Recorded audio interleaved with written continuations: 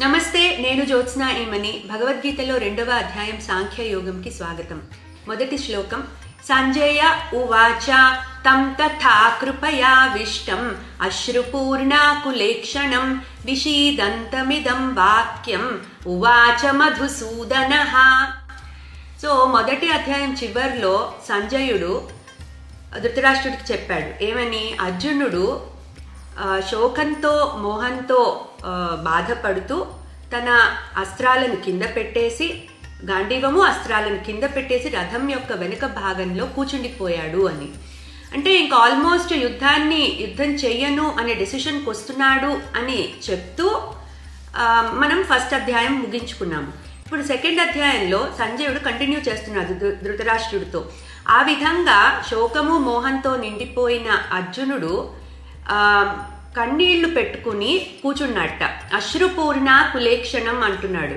So కంటి నిండా నీళ్లతో కారిపోతూ కూర్చుండిపోయాడు.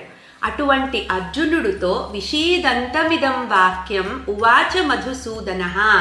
సో ఇప్పటిదాకా కృష్ణుడు మాట్లాడలేదు, వింటున్నాడు. అర్జునుడు మాట్లాడేది వింటున్నాడు. అర్జునుడి మైండ్లో ఏం జరుగుతోందో గమనిస్తున్నాడు కృష్ణుడు. ఇప్పుడు మాట్లాడబోతున్నాడు.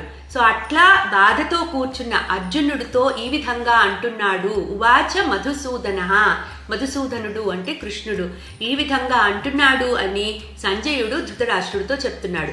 సో నెక్స్ట్ శ్లోకం అంటే 2వ శ్లోకం ఈ అధ్యాయంలో భగవానువాచ అవుతుంది. ఇక్కడ కృష్ణ ఉవాచ అంటలేదు, భగవానువాచ అంటున్నాడు వ్యాసుడు. సో అంటే ఇక్కడ శ్రీకృష్ణ పరమాత్మ భగవానుడు, సాక్షాత్ పరమాత్మ భగవానుడు అని ఎస్టాబ్లిష్ చేస్తున్నాడు. అందుకని భగవానువాచ. సో ఆ కృష్ణ పరమాత్మకి దండం పెట్టుకుని వచ్చే భాగం నుంచి మనము ఆయన ఏం చెప్పబోతున్నాడో చూద్దాం. క్లీం కృష్ణాయ నమః. పాంచజన్యం అకాడమీ నిర్వహించే ఎస్ఎల్పి, బీవైసి, జిఎస్ఎస్ ప్రోగ్రామ్స్ ద్వారా మీ పిల్లలకు భగవద్గీత శ్లోకాలు, వాటి అర్థాలు నేర్పించండి. మరిన్ని వివరాలకు సంప్రదించండి 9866434528.